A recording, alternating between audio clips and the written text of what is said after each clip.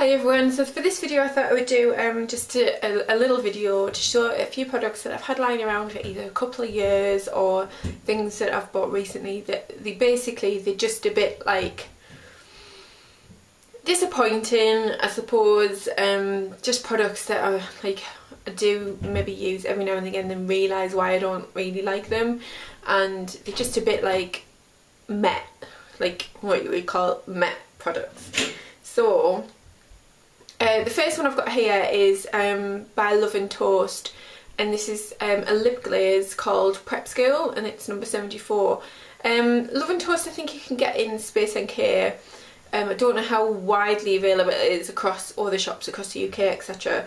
But basically there's a shop in Durham that sells Love and Toast stuff, and when I bought this I was talking to the lady about Love and Toast basically, and she said that they have a warehouse, basically this shop, they have a warehouse and they supply this range out to different suppliers. So I think they supply to Space NK as well.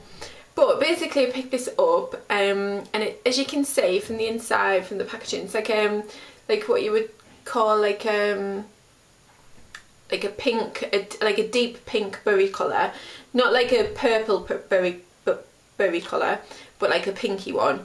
So I thought it would be really nice, and because it's a lip glaze it gives you a bit of shine to your lips, etc.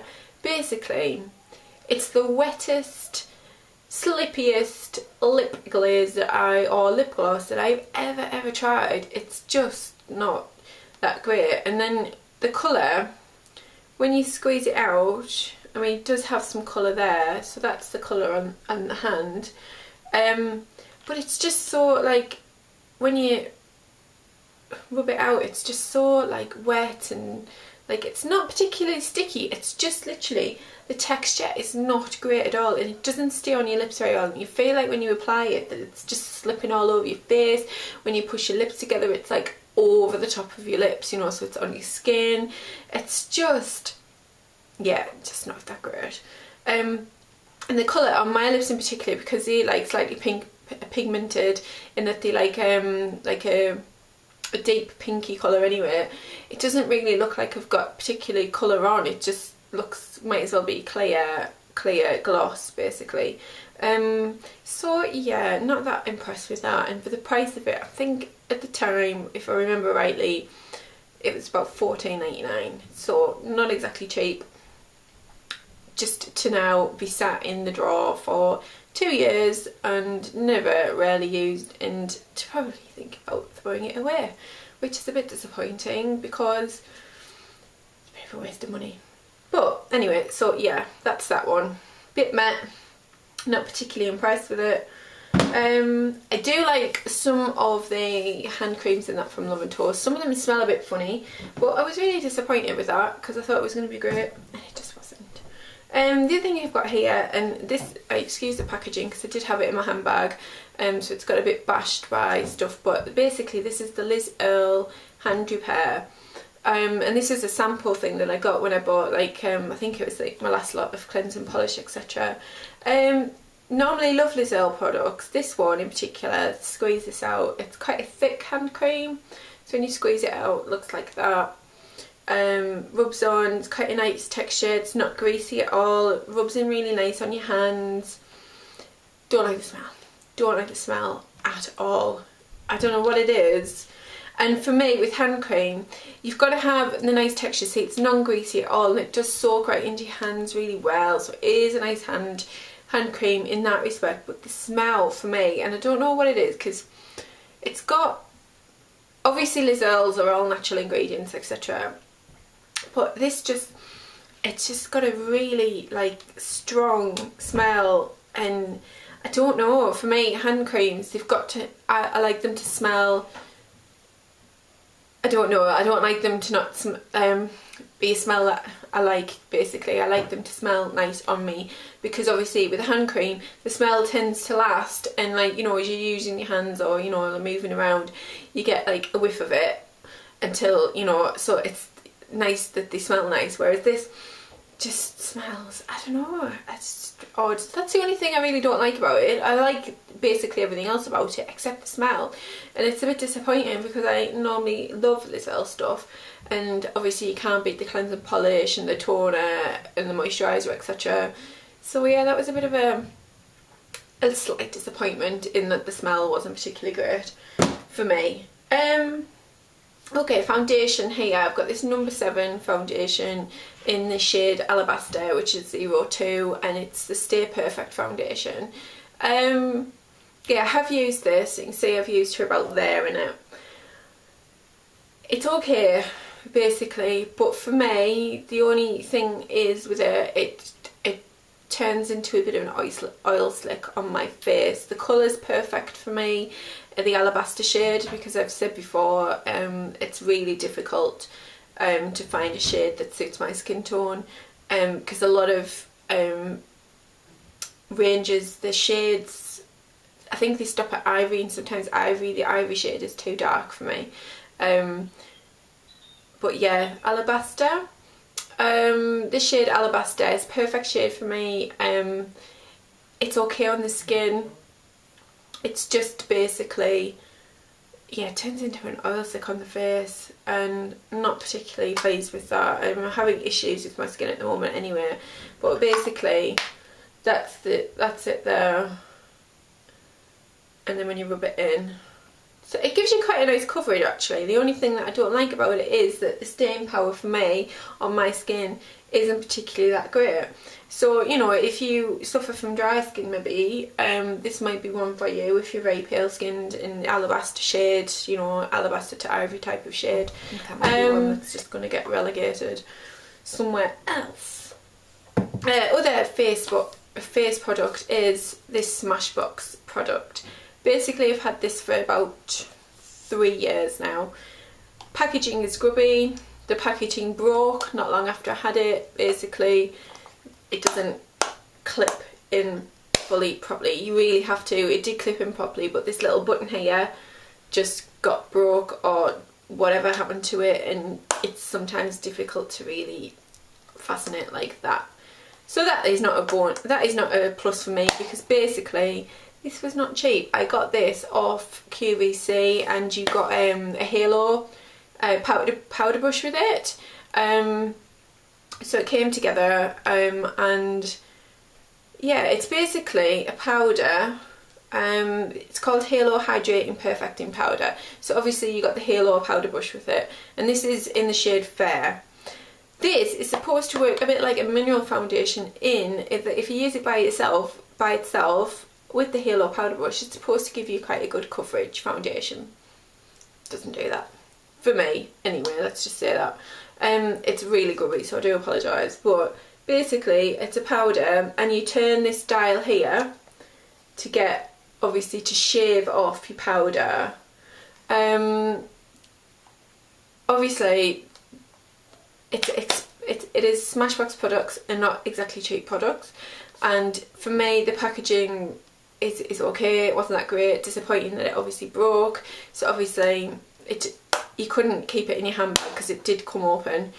It does come open really easily, and it doesn't really do what it was supposed to do for me, and I don't think the powder is particularly that great. It doesn't really, if you use it on top of your foundation, it doesn't really set your foundation, I don't think, particularly that great. So it just feels a bit claggy and cakey on your face, and then obviously doesn't help it to keep your foundation set, because I'm having issues with oiliness on my face. This just seems to make it worse. And like I say, when it was demonstrated on QVC with the brush, it's almost like I say, it's supposed to work like a mineral foundation, in that you're supposed to like swirl it around and then buff it onto your face, and it would give you a really good coverage. Well, it just does not do that. Maybe that's just me, because I prefer to have a liquid foundation, and then obviously set it with powder, because I feel like a liquid foundation for me gives more coverage. But yeah, I'm really disappointed with that. Don't like the packaging because it's gone really grubby for the price it is, and now I can't get it shut, and it's just been sat around for like a couple of years now.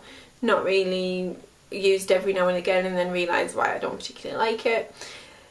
So yeah, another one to get to the relegated pile. This is a recent product in that I've only had it for like, what, a few months maybe, and this is the bronzer from Marks and Spencer's, and it's the light one. Yeah, I mean, as a bronzer it's okay. It's really difficult when you're light to find a bronzer that's suitable and doesn't make you too orange looking, because that's just a big no-no. So yeah, this is quite a nice one. It's more like a dark pressed powder rather than possibly a bronzer. It's more like a darker shade, like for fair skin pressed powder. But what I don't like about this is it's done what, like, sort of, it's got a funny texture on the top not long after using it, and for me, you don't really get much of it off on your brush when you use it with a brush. Obviously I've used it on my finger there, and obviously because you're rubbing it deep in, you're getting quite a lot off, but it's gone really, like, when pressed powder goes funny on the top like that, I always think that it's not particularly that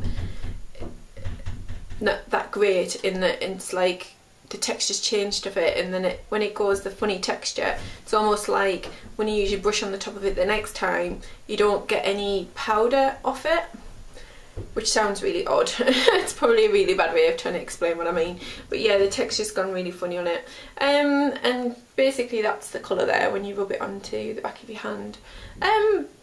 It's an okay product for the price it was. You know, it's one of those ones, because it's cheap, that, you know, it's basically, it's alright just to use, you know, on a daily basis. When I have used it though, it doesn't stay on particularly that great, and I don't know, I was just a bit disappointed. Not like massively, but I think for the price you pay, what more can you expect, sort of thing. The other two products are, yeah, the Dainty Doll products. Now I'm really disappointed with these products. Dainty Doll is arranged by Nicola Roberts from Girls Aloud, and you know, she's really come into her own. She's like, her style is amazing, you know, she's obviously done this makeup range, and you know, because it's specifically for people with fair skin, I was like, yay, a range just for us, let's run out and get some. So the first thing I bought from it was this blusher, which is in 003, and I think it's called Money Talks, if I remember rightly, and it's a really purpley brown colour, so possibly could use it for a bronzer, because I think it could be used for a bronzer. And let's try and get this off on my finger, and it looks like that. It's got a slight sheen to it. I don't know if you'll be able to see it. It's got a slight sheen to it. It's a bit better. Yeah, it's completely the wrong colour for me. It's just, that's the only thing about it. The textures of it's okay, it does come off on the brush alright, but it's just completely the wrong colour for me, because it's like this purpley browny colour. It just makes your skin look dirty, particularly rather than bronzed or blushed up, so to speak. And I think it is mainly because it's just completely the wrong shade for me. So probably a pinkier one, you know, or a brighter one would have been better. I was particularly excited to get this one, and then, you know, just thought, yeah, that's just not the right shade for me at all. That's the only disappointing thing about it. I think, you know, the packaging, I love the boxes that the Dainty Doll stuff comes in, because basically it's got like an illustration of, you know, like a doll basically, with bright red hair, etc. And the packaging, the boxes look fab. The packaging in itself is okay, a bit like the NARS packaging. I think anything with this black packaging, and that includes the Smashbox thing, is that it just goes grubby and just looks like manky when you pull it out of your bag. But I like the writing on it. I prefer the writing on it to actually the Smashbox stuff. Like, I just like the packaging of it. It's nice. You got a big mirror on it. But yeah, it's just completely the wrong colour. So if you're pale, I don't think it's particularly one for you. because the brown, because it's a browny purpley weird colour, it just makes your skin look dirty, like I say, rather than particularly bronzed or blushed up. So yeah, a bit disappointed in the fact that purely my own fault, completely the wrong colour. The other Dainty Doll one is this lipstick here. Now the price range for Dainty Doll is probably along the same side line as Benefit, so it's like, I think the blushes are about £13. This was about £15, I think. It's quite heavy actually, really heavier than what I thought. Like the packaging for the lipstick, and this is in 005. I think it was called something, but don't particularly know what. And it's a really light peach colour. So it's a frosted, and I thought, yeah, this is going to look really nice. But yeah, when you use it, it takes you forever, because I'm doing this on the back of my hand, to get colour. That's it, and that's really, really rubbing it to get colour. And I don't know if you better see this because the lighting's changing in this room, but it's like a frosted peachy, really pale colour. Yeah, it doesn't apply on very well at all. So when you apply it on your lips, you might as well not be applying anything because it doesn't really apply very well. It's quite a hard lipstick, so it's not like, if you just run it over, say the back of my hand like that, there's nothing really coming off it. You just get the lightest colour, rather than like a nice lipstick that basically glides on really easy and you get colour payoff straight away. This just doesn't do this. It's got a smell, and it smells like lipsticks that my gran would have used, you know, like back in the day, and it just reminds me of that. So it's like a comfort smell for me, that, because it reminds me of my gran. But yeah, just again, not very impressed with it. I don't know whether it's because it's the colour and because it's a frosted peach colour, whether I was expecting a bit more than what I actually got. So that's it, basically just rubbing it really lightly, and that's it when you rub it a bit more, so it doesn't really get much colour payoff. So I was a bit disappointed with that. Again, for the price, I was just a bit like, probably my own fault, because I bought it online rather than actually going in the shop and trying it. This I actually tried in the shop and thought, oh yeah, that's fab, buy it, like, you know, you do your tester on your hand, etc. And, you know, a complete miss basically with that, and a complete miss with this. So the moral of the story is, with the Dainty Doll products, for me, I will have to try them in the store rather than buying them online, because I was really disappointed with this. And again, the colour, when I do eventually get colour on my lips, it's not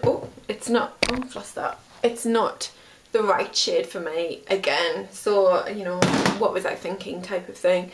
Obviously some of these products may work for you. You know, these are just my personal thoughts on products that I bought that don't particularly work for me for whatever reason, or I don't like them for whatever reason. So that's not to say that if you were to get them, they weren't to be completely right for you. It's just a case, as with all beauty products, is just trying them out to see how you find them on your skin, because everybody's different. But they were just some of my basically product misses, and or products that, like, yeah, they're not particularly a miss, but they're more of a oh, that's so disappointing, and it just sits there looking at you going, you bought me but you don't ever use me, what are you going to do with me? So yeah, anyway, wrapping over. Really excited in the next couple of videos. I've recently bought some storage. I've got some new, obviously this behind me is a new piece of furniture we've got for the spare room, and I've got my dressing table, which is to my right, and I'm probably going to do you a little storage video for makeup in my dressing table, etc. I'm just waiting on a couple of bits coming in the post, and then I'll probably do a video. So quite excited to show you that, what I've been doing, etc. And yeah, I'll see you in the next video. Bye for now. Bye.